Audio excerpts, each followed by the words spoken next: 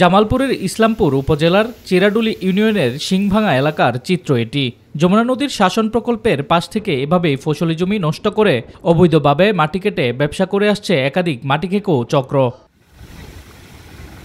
বাঁধের উপর দিয়ে মাটিবাহী গাড়ি চলাচলের ফলে কোটি টাকা ব্যয়ে নির্মিত যমুনার বাম তীর সংরক্ষণ বাঁধ থেকে সরে যাচ্ছে সিসি ব্লক। হুমকির মুখে পড়েছে রাস্তাঘাট, বসতবাড়ি ও ফসলি জমি।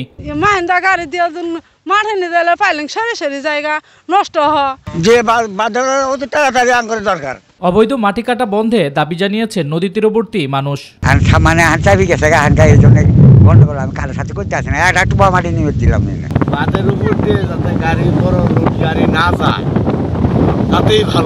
যমুনা নদীর বাম তীর সংরক্ষণ বাদে যদি কেউ অবৈধভাবে বালু বা মাটি উত্তোলন করে থাকে তাদের বিরুদ্ধে আইনগত ব্যবস্থা নেওয়া হবে বলে জানিয়েছে এই কর্মকর্তা। আমার জানা মতে সেখান থেকে মাটি উত্তোলন বন্ধ রয়েছে।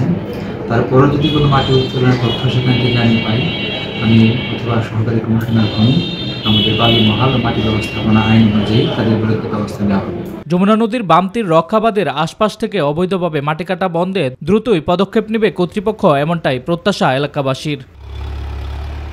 শামস তাবরিজ উচ্ছ্বাস, মাই টিভি নিউজ ডেস্ক।